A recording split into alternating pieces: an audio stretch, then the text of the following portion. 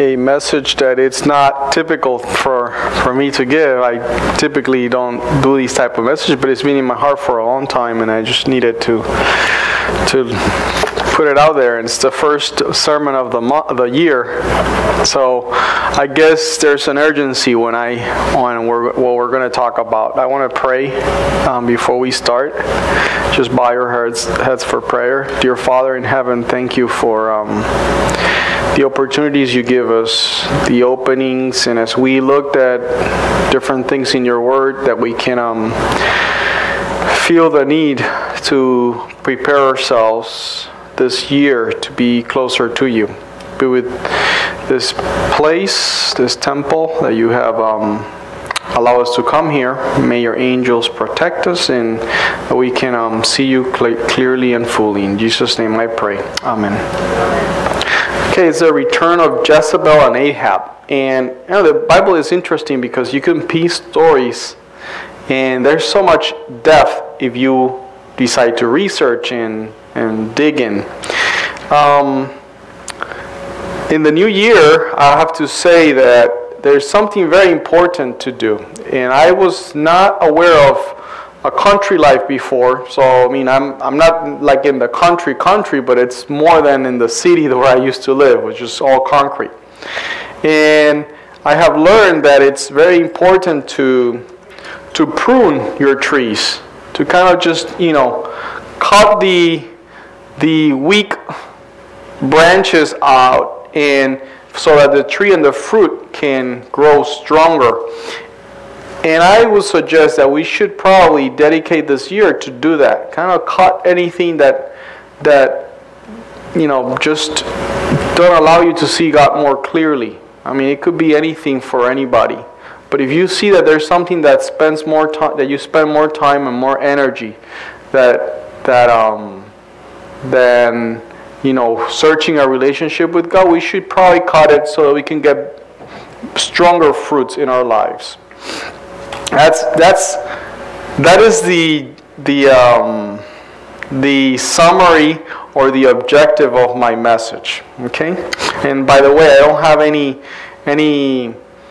political association or views, or I just concentrate on the Bible, just to let you know that I'm not into that type of I don't even watch the news. I don't even know what's going on in the world unless somebody tells me. I'm so busy with other stuff that I don't have that time. And it's good to know about what's going on, but it's so negative, and you have heard me before say so negative that I just don't have the time for that. Not saying it's bad, I'm just saying that I don't have the time. Now, the wisest man in the world that ever existed, according to the Bible, was Solomon. And he said the words that Taylor just read, which was, "The things that have been, it is that which shall be. And that which is done, it is which shall be done. And there is no new thing under the sun." So in other words, what does this mean? It means that history tends to come back and repeat itself. So if you're not aware, you could see the news of the time here, but in some ways it had happened before and before and before. It always comes and creeps in on you. So we're going to look at the last prophecy of the Old Testament. So the Old Testament ends in Malachi. And after that, there's no more prophecy. And you could see that the whole, almost half of, or more than half of the Old Testaments are prophecies. There's a lot of prophecies, but this is the last one that was prophesied. It says, "Behold, I will send you Elijah the prophet." Now, if this is the last prophecy of the Old Testament, it means that Elijah already is in heaven by this time. Okay, the first Elijah is already in heaven. It's the last one. Elijah was in 1 Kings chapter 17. So we're talking way beyond. This prophecy was way beyond Elijah was in earth. So it says, "I will send you Elijah the prophet before the coming of the great and dreadful day of the Lord." So when is this dreadful day of the Lord? It is pretty soon his second coming. He's going to send Elijah again. And he shall turn the hearts of the father to the children, and the hearts of the children to the fathers, lest I come and smite the earth with a curse. And this is found in Malachi 4 and 5. So here is the last prophecy of the Old Testament, and is looking at the dreadful day of the Lord. Now, when did this happen? Well, this prophecy started to be fulfilled in the time of Christ. And he says, and his disciples asked him, saying, why then say the scribes that Elias must first come? You see, they knew about the prophecy, so the scribe says, before these things happen, because Jesus was saying, the kingdom of God is at hand. He was proclaiming the kingdom of God. And it says, the scribes are saying, no, it cannot be because there was a prophecy that Elias must come again. Elisha must come again. And then Jesus answered and said unto them, Elias truly shall first come and restore all things. But I say unto you that Elias is come already, and they knew him not, but have done unto him whatsoever they listed. Likewise shall also the Son of Man suffer of them. Then the disciples understood that he spake unto them of John the Baptist. So Jesus says, hey, Elisha already had what? Come. Now, he was in heaven. How could he come? They were talking about John the Baptist. And look what it says. There was a prophecy that was partially fulfilled. And it says, and he shall go before him in the spirit and power of Elijah. What does that mean? Spirit and power of Elijah. It will have a similar message, a similar intention of what the Elijah message was. It says, to turn the hearts of the fathers to the children, and the disobedience to the wisdom of the just, to make ready a people prepared for the Lord. So the message of Elijah was to prepare for what? The Lord. For the Lord's coming. So Elijah came, and this is John the Baptist. He came to prepare the way for the Lord. And this is Jesus, right? So before the first coming of Christ, Elisha came and gave a message to prepare the people for the Lord. Now, I say this is a partially fulfilled prophecy because this is not the dreadful day of the Lord. Now, let's look at who Elijah is. Let's get everybody on the same page. Elijah came, and it was a prophet when there was a lot of darkness in where he was. In the world, basically. There was a lot of darkness. People were worshiping stones. They were worshiping their labor of their hands. There was a lot of things happening. And people have forgotten about the Lord. And he came and he challenged the country. The whole country he challenged. He says, you know what? Let's go and meet in this mountain. And if we meet in this mountain, we're going to test to see who God is. So he's going to say, we're going to test who God is. And everybody came to that mountain. And they did 2 altars. And the altars of Baal, or the prophets of Baal, they tried all day to get fire from heaven to burn their offering. And nothing happened. And then Elisha came and said, you know, pour water in my altar. Lots of water. There was a drought. They poured all the water they could. And he prayed, and immediately fire came down from heaven and burned the offering. Immediately, he says, you know, how long halt ye between 2 opinions? If the Lord be God, follow him. But if Baal, then follow him. This is a fair question. Who are you following?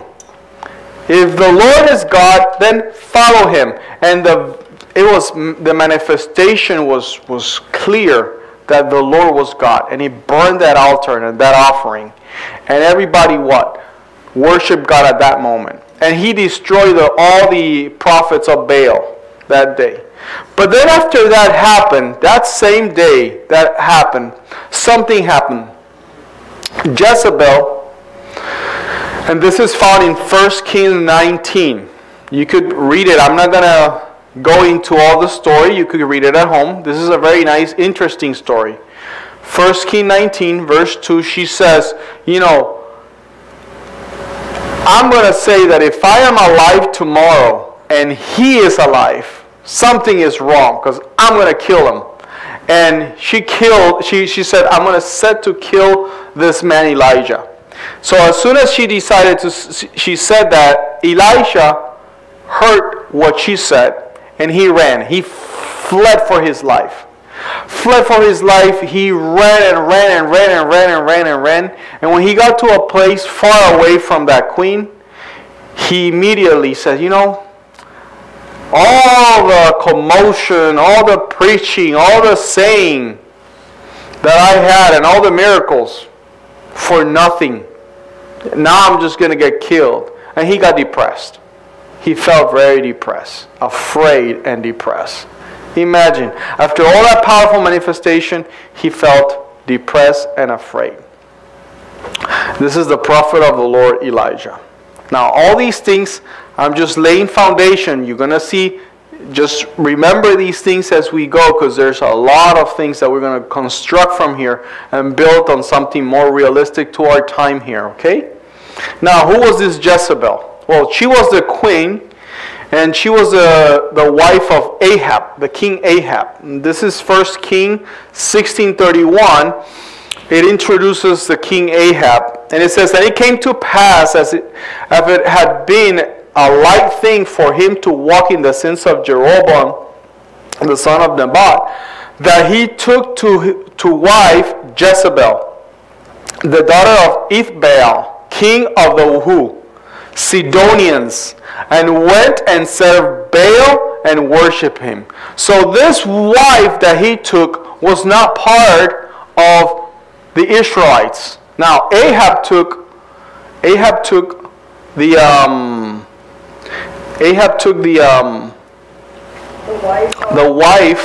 wife of some other country. Now God had told them not to ever do this. They were never allowed to marry somebody from another country. They had to marry with Israelites. That's what God had told them. So this was not a legal marriage according to God's eyes. And she was a Baal worshiper, and she worshipped other gods, and had the king do the same thing, and also the country. Now, but look, who are these Sidonians? All these points, make sure you're making notes, mental notes on it, because they're very important for what we're going to talk soon.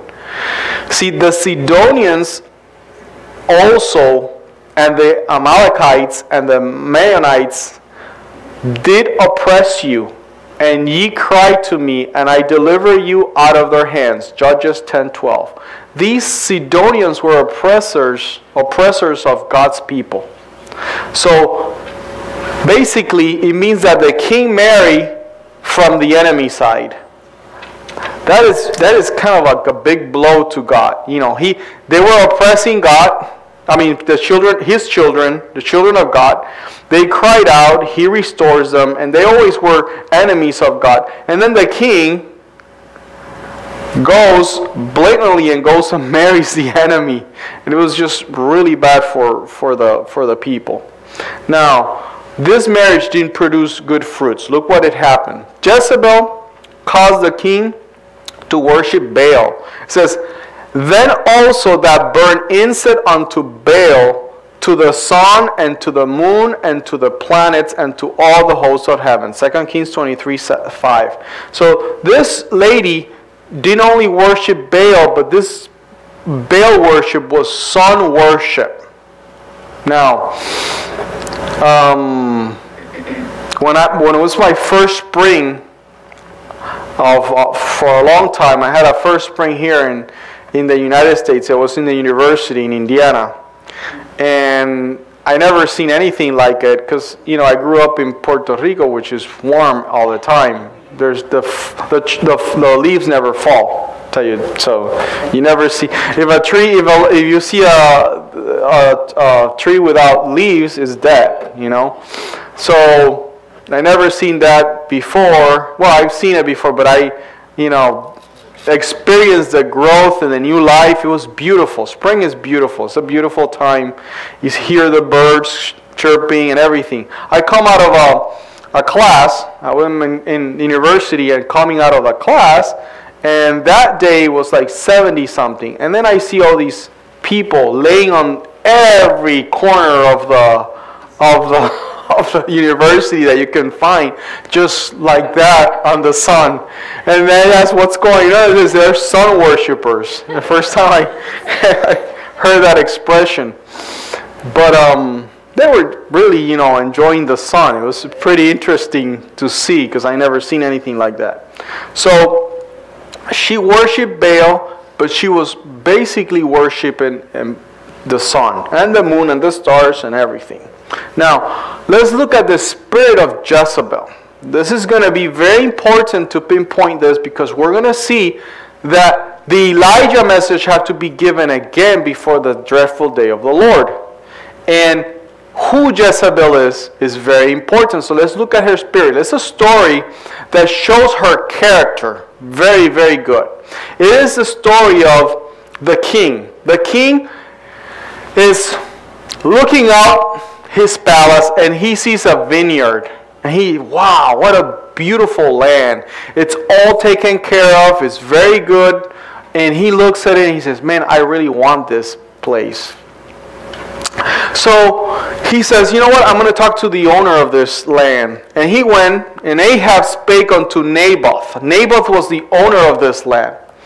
And give me, he says, saying, give me thy vineyard, that I may have it for a garden of herbs, because it is near unto my house, and I will give thee for it a better vineyard than it. Or if it seems good to thee, I will give thee the worth of it in money. And Naboth said to Ahab, the Lord forbid me that I should give the inheritance of my father unto thee. By the way, this was not lawful.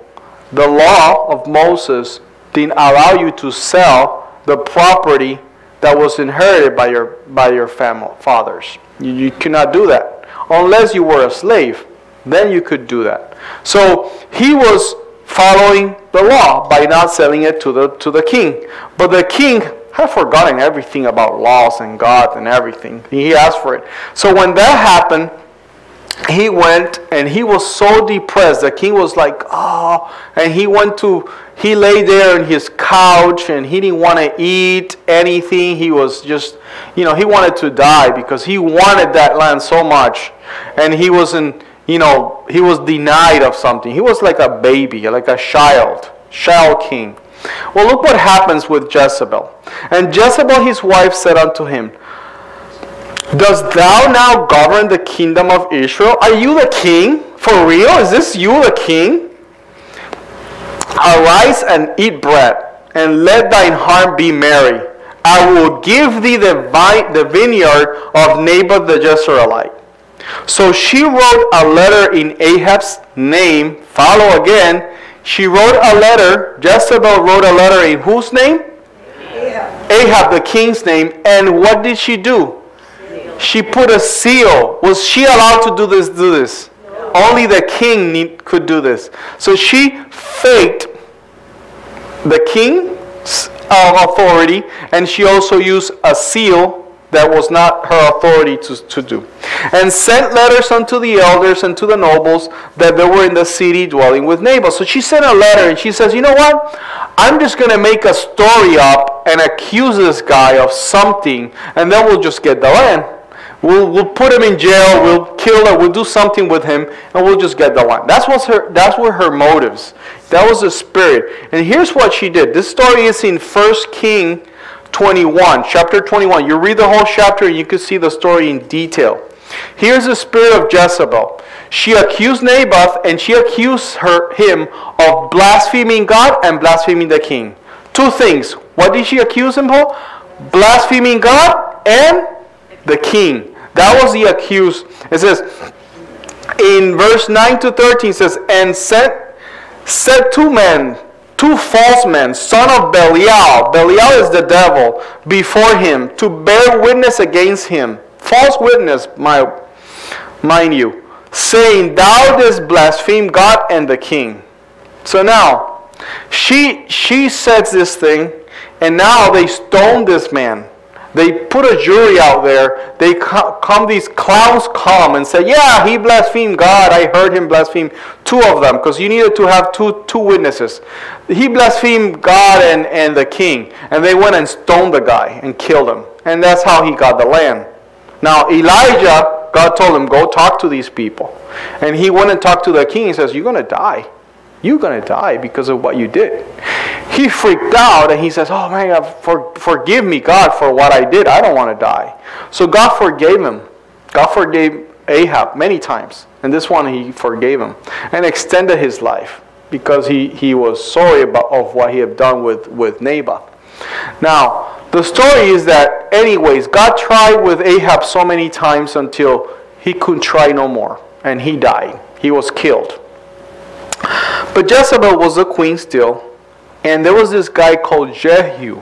And Jehu, it's an interesting personality. He was in a path of gaining power, and she knew about it. And one day, he goes to meet her. Now, she's the queen. He goes to meet her. And when she goes to meet her, look what she does. And when Jehu was come to Jezreel, that's where Jezebel was. And Jezebel heard of it. Look what she did. And she painted her face and tied her head and looked out the window. Now, she prepared herself to impress this man that was getting power, right? She painted her face. She put some things on and dressed to impress. But look what happened. And Jehu entered in at the gate, and she said, hath Zimri peace? Who slew his master? And he lifted up his face to the window and said, Who is on my side? Who? And there looked out to him 2 to 3 eunuchs. And he said, throw her down. So they threw her down, and some of her blood sprinkled on the wall and on the horses, and he throwed her underfoot. This is 2 Kings 9:30. This is just a gruesome death she had. So basically her own people, her servants were the ones that threw her out and kill her. Now, this is very important. Jezebel died because her own people that she had, relationship with, were the ones that did the job. Okay? Now, let's look at her characteristics. She came from a pagan family. She was a Sidonian, which were the oppressors of the people of God. She worshipped Baal and the sun. She leads people into false worship. The whole kingdom was in false worshiping the sun, God. Unlawful relationship, she was unequally yoked. Use of false seal. Get the king's authority indirectly. Kill those who stand by the law of God. Threatens Elijah and leads him to depression. Paints and dresses to impress. Defeated by the God of Elijah, and is pushed by God through human agents. Her eunuchs push her down. So her own people killed her. Now, this is the characteristics of the first Elijah. Let's look at the second Elijah. In the second Elijah, which is John the Baptist, this is the same story happens. Elijah comes, and he is a law-fearing man. And he goes to the king. Now, will you go to the king and pinpoint his issues? No. But he was a prophet, and that's what he did. He says, King, you have a problem. He says, Herod was the king there. And Herod himself has sent out and laid hold of John, and had bound him in prison, because Herodias, his brother's Philip's wife. Now, the king had married who? Or had taken who for wife? Herodias, his brother's wife. Okay, his brother's wife. He was a fornicator, and he has taken this his wife, and for he had married her, and John had said to Herod, it is not lawful for you to have your brother's wife. So he was pinpointing that there was a problem, a law problem with the king.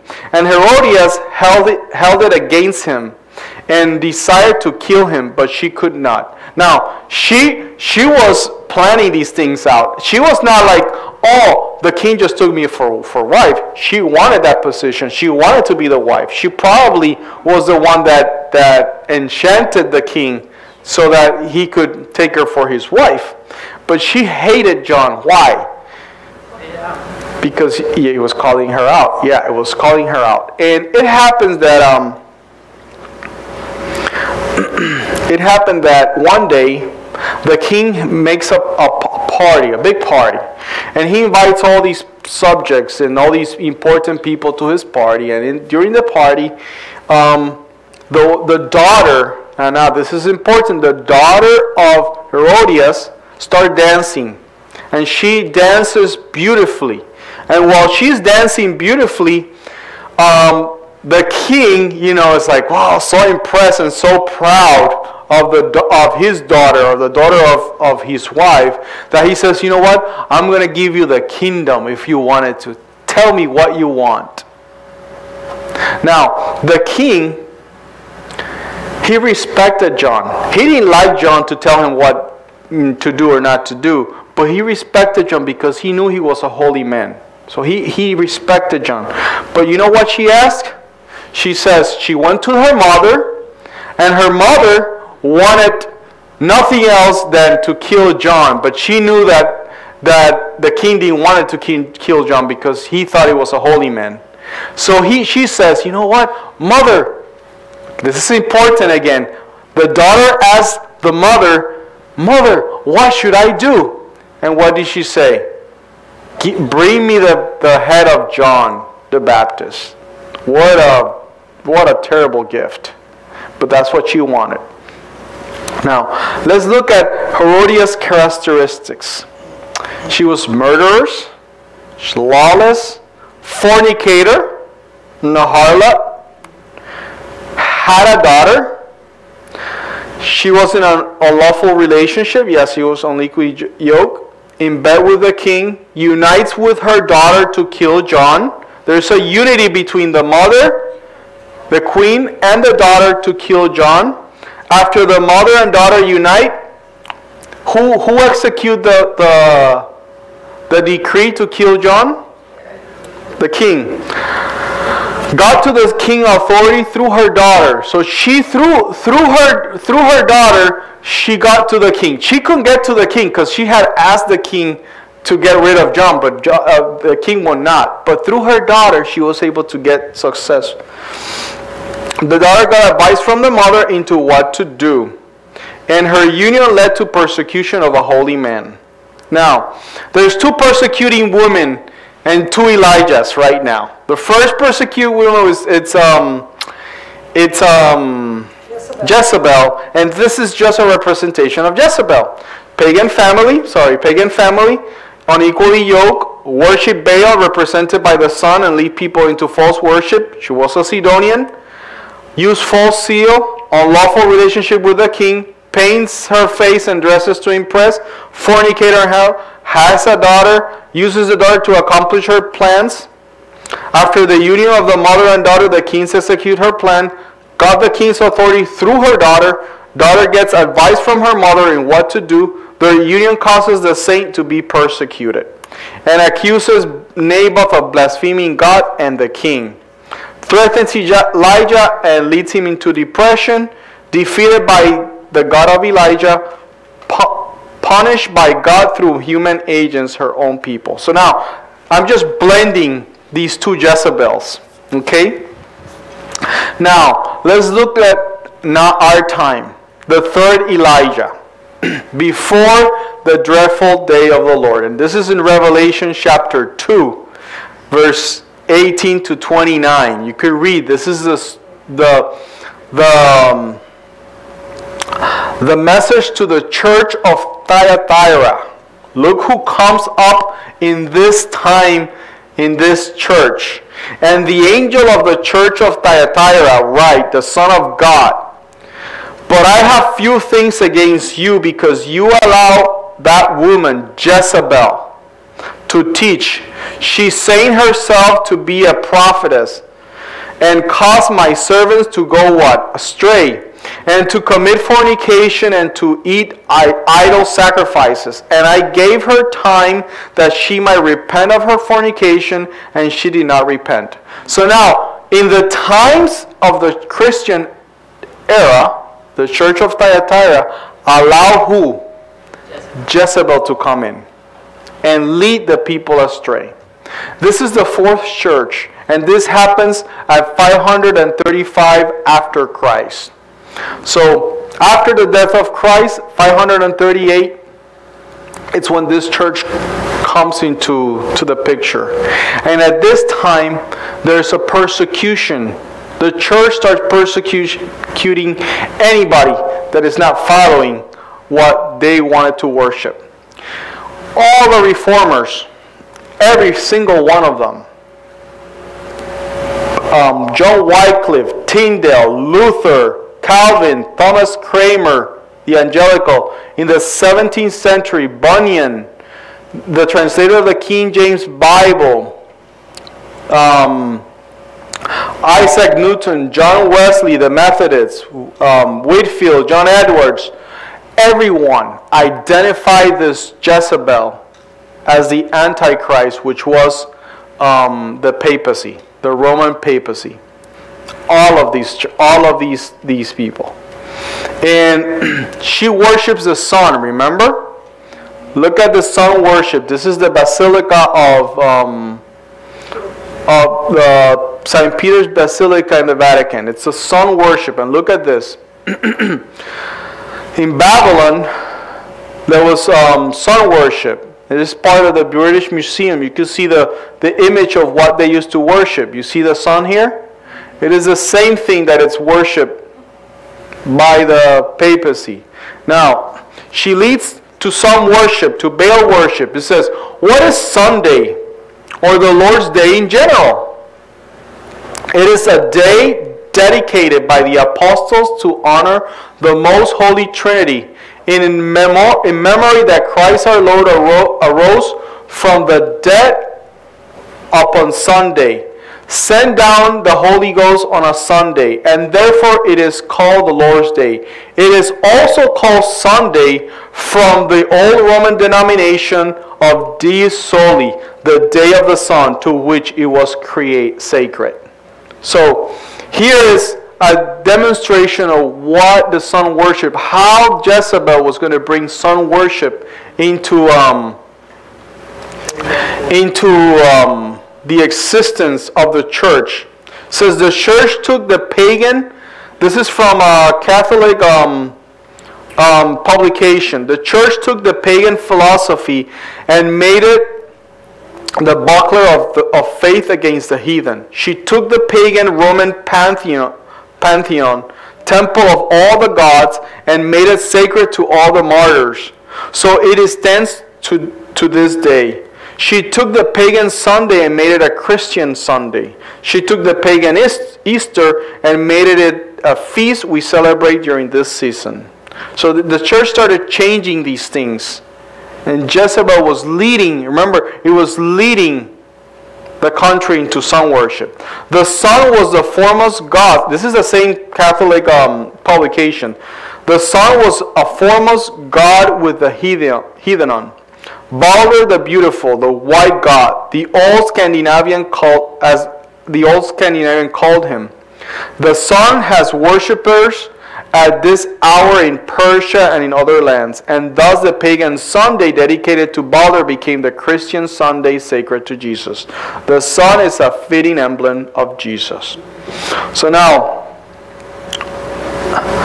I'm going to show you some things here. When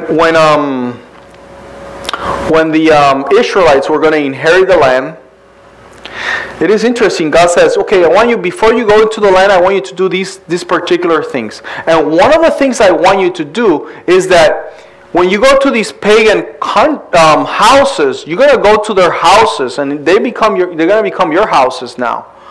These houses have pictures. Take out all these pictures and burn them. I don't want any of the pictures. No matter how beautiful you see that you think they are, just burn all these pictures. Not just the idols, but the pictures. I found that pretty interesting. Look at this. They used to worship the sun in three phases. Three phases of the sun. At sunrise, in the midday, and in the evening. The three phases of the sun were worship. And these three phases,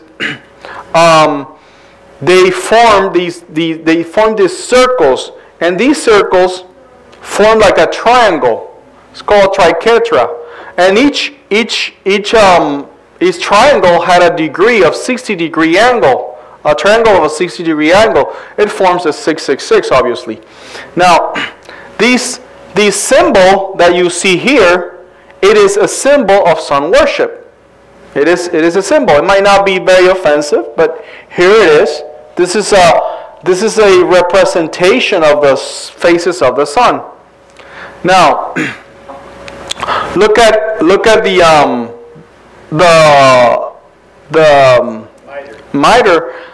It has the same sun symbol because that is the God that is worshipped. You could see there. You see, I'm just expanding the sun worship in these symbols. And there's more to it, but I'm just putting it out there so you could see that Jezebel always wanted to worship the sun. And this is part of if you go to the pagan things, the necklace and things, the same symbol of sun worship is there because that is obviously the God that they worship. Now, this Jezebel is a Sidonian. You know, the Sidonian, during the time of Thyatira, there were 50 to 60 million people killed. There's no one has killed more people than Jezebel in that time. 50 to 60 million people killed. That's a lot of oppressor. She uses a false seal. Remember, she used the seal of the king? Here's using a false seal. It says Sunday is our mark of what? Authority. The church is above the Bible. And this transfer of Sabbath observance is proof of the fact. This is Catholic Record of London, Ontario, September 1923. She has unlawful relationship with the king. Revelation 17:12 says, with whom the kings of the earth have committed fornication, and the inhabitants of the earth have been made drunk with the wine of her fornication. When does religious leaders have to meet civil leaders? Never. But now it's something that it's very common and very well known. I saw President Kennedy saying, you know, we should never, ever meet with church and the state. We should not have that allowed. And this is happening so common. There's no precedent that doesn't go and meet Jezebel. It's so common. But the Bible already had prophesied. Look at Revelation 17. Revelation 17:4. Look what it says. She painted her face and dressed herself to impress. Look at the impressive. It says, and the woman was arrayed in purple and in scarlet color, and decked with gold and precious stones and pearls, having a golden cup in her hand full of the abominations and the filthiness of their fornication. I mean, the picture speaks louder than words. Scarlet, purple, the cup of their fornications. She kills those who stand up for the law, for the word and the law of God. Revelation 17:6. And I saw the woman drunken with the blood of the saint and with the blood of the martyr of Jesus. And when I saw her, I wondered with great admiration. In Revelation 13 says, all those who refuse to worship the beast and his image will be killed. It says that she's a fornicator, a harlot, and she has a daughter. It says, Revelation 17. I mean, the Bible is describing these things verbatim. There's not a lot to say here. Revelation 17:5. And upon her forehead was a name written. What was the name? Mystery. Babylon the Great. This is the worship to God. You saw it in her the mother of harlots. Now, it's the mother of harlots because she has daughters. An abomination of the earth. Now, look at this. This came in the National Catholic Reporter, September 8, 2000. It says, the Pope is saying, don't call us sister church, because we're not sister church. We are what? We're the mother. We're not sister. We're not sister. Okay? Just make sure that you're clear of who I'm talking about. Now, remember, she united with her daughter first in order to accomplish her plans. So the daughter, they couldn't kill John the Baptist until the daughter united into the same agreement. Look at this. Pope to Methodist. Reconciliation is more than a thought. It needs action. Pope Francis, this is just recently, October 19. Pope Francis met with the World Methodist Council. And it's been meeting with everybody. So it has not taken a surprise. Our Reformation Crux, this is a Catholic newspaper or a website. Our Reformation milestone experts detect outstanding thirst for unity. So now all these religions are uniting. The daughters are uniting with the mother. For what purpose? Let's look.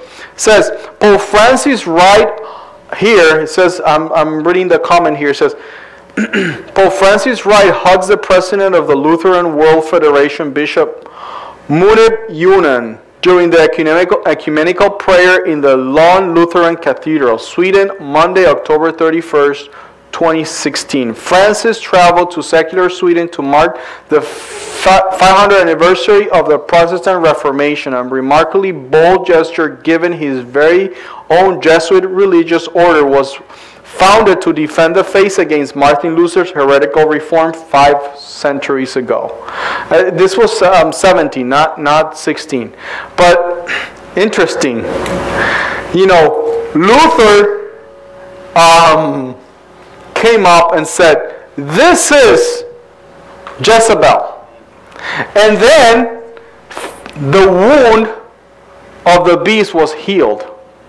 Was healed because now there was a unity, you know, of the daughter and the mother. Two experts of the Catholic and Lutheran relationship, one Catholic and another Lutheran, both say that joint commemoration of today's 500th anniversary of the launch of the Protestant Reformation reflects a strong yearning for unity in the grassroots and may represent a new springtime in ecumenism, meaning the request for Christian unity. Pope Francis in the Reporter, National Catholic Reporter, says, Reformation at 500, Christians see that they are brothers, sisters, the Pope says. Pope Francis accepted a gift from the Reverend Derek Browning, moderator of the General Assembly of the Church of Scotland, during the audience in the Vatican in October 26, 2017. So now, the Reformation led by Luther failed. Here's how we could finally reunite as a Christian church. In other words, the Reformation failed. 500 years on, the only visible Protestant future, the only evangelical future, the future faithful to the Reformist vision is a Catholic future. Now, basically, everyone is turning back to the mother. all these churches that were daughter. Now, I mentioned these things. Everybody can do what they want to do. It's not what I'm about. But I want to point out that there is a prophetic part that it's playing out that we need to be aware of. It happened before. It happened in John the Baptist's time, and it's going to happen again. It's very quickly happening, actually. Now, he's announcing, Rome never changes. He's announcing, indulgences were completely out. Nobody knew about them for a long time. Now they're coming back again. Now it's getting expanded. The new pope is expanding indulgences. Now, after mother and daughter unite in their purpose, then what happened? The king came in on the plan. So the king was not part of the plan until mother and daughter united. Trump tells religious group that U.S. will return to Christian values. I pledge that in the Trump administration, our nation's religious heritage would be cherished, protected, and defended like you have never seen before, Trump said. I was reading the story of, I think it was William Robinson. He came in after the colonies were established.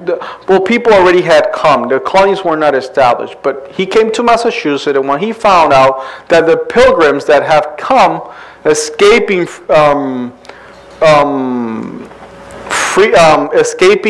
persecution for their faith, they were doing the same things that the people they were escaping from were doing. And he says, this is not possible because they didn't give office to anybody that had a religious background. If you didn't go to a church, you had no position in any government position. You had to, and you were persecuted for it. And he says this is not right. So they persecuted him. They threw him out, and they threw him out so far that he had to survive with the Indians or the Native Americans that were here. And he ended up establishing Rhode Island. And Rhode Island was a free state where religion and civil power were not mixed. And after that, it was so well done in Rhode Island that it permeated, and that's how we have the nation we have today. But it looks like we're going back to the old times. Now, remember, the unity of mother and daughter, it's going to make the king do his thing. Let's see if I can get this video. Can you get the sound on this video?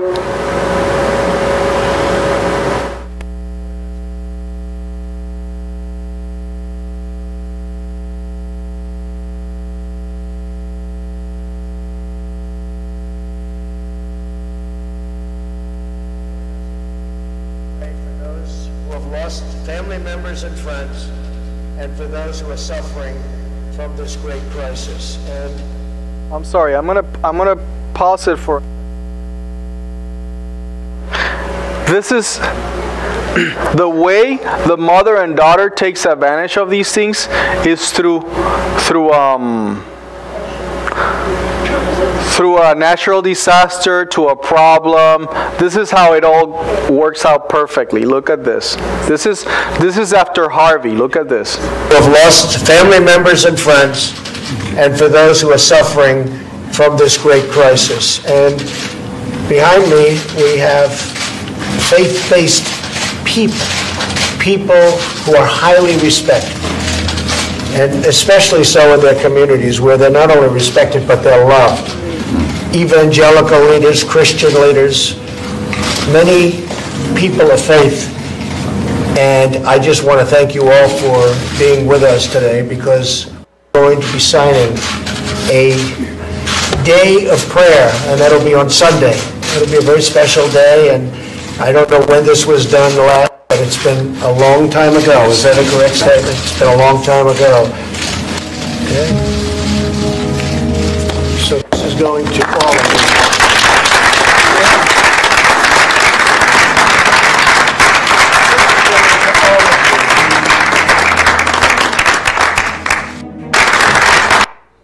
Now, he signs a law, right, on Sunday, a National Day of Prayer after Harvey. This was September 1 to last year.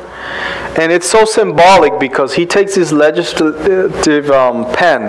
This is the pen only the president to sign documents. And he goes and gives it.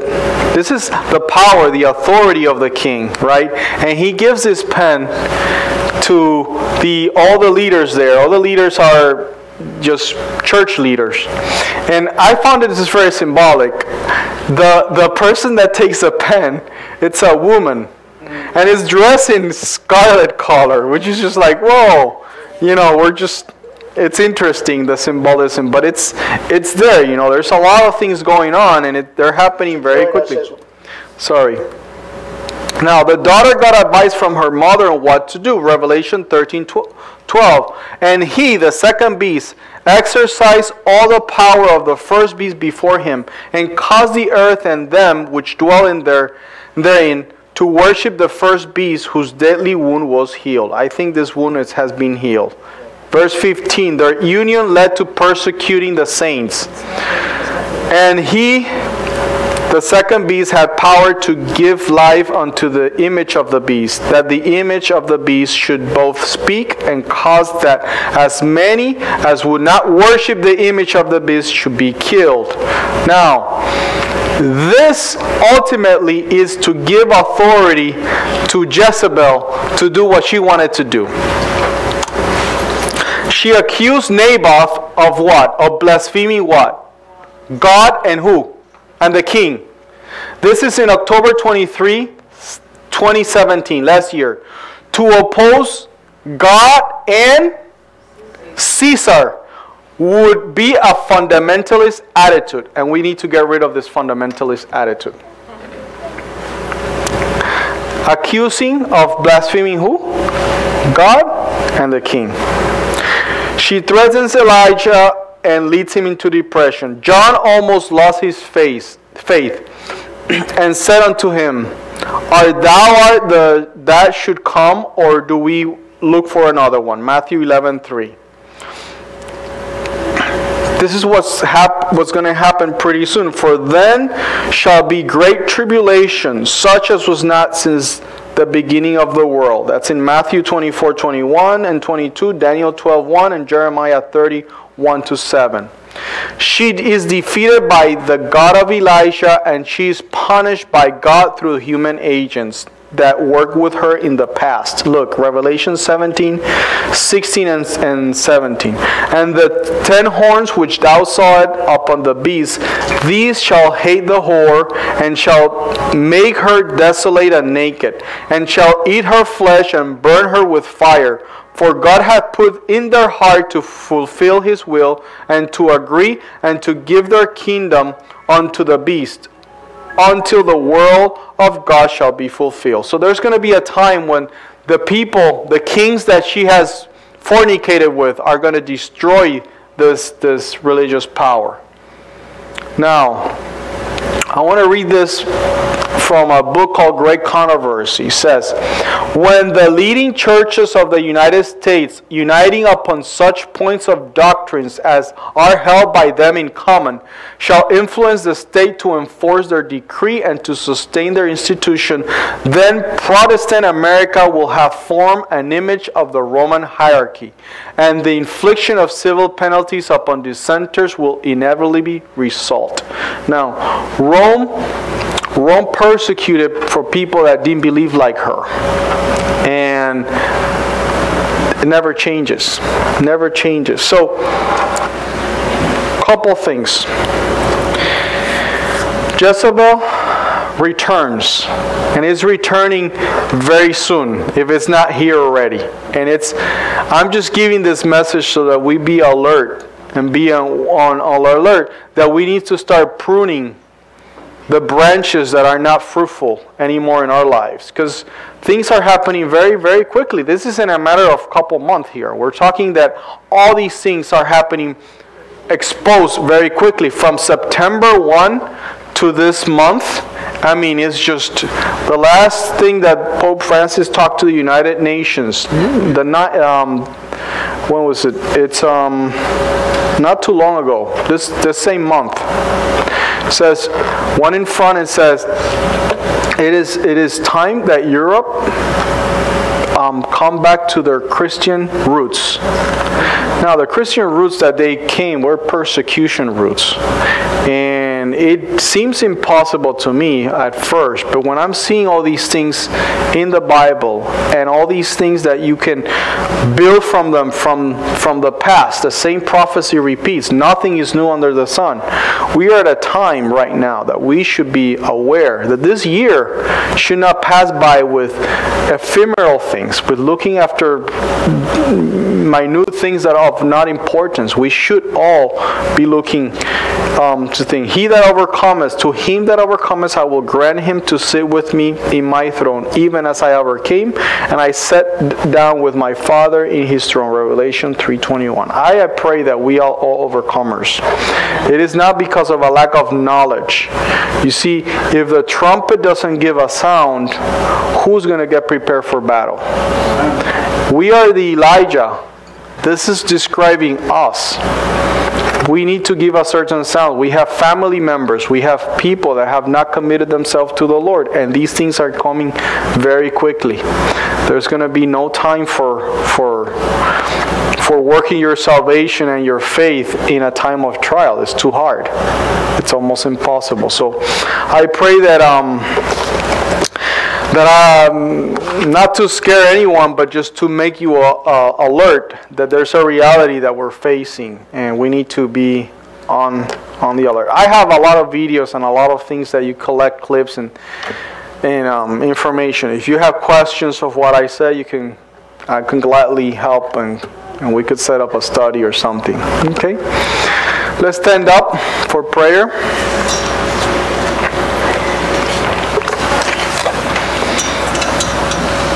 Dear Heavenly Father, we thank you that your love and mercy is great for each of us. Things are happening very, very fast, as you have prophesied. But Lord, we need to be ready. We need to be ready so that we can speak and we can give a certain sound. Like Elijah gave a certain sound, and also John the Baptist, we should also be part of the proclamation of your second coming. And we should be lightening the world with the glory of the message that you have given us. Please, Father, be with us, be with our families, with our hearts. Allow us to see the things that you have in store for us, and also allow us to get closer to you this year. In Jesus' name I pray. Amen.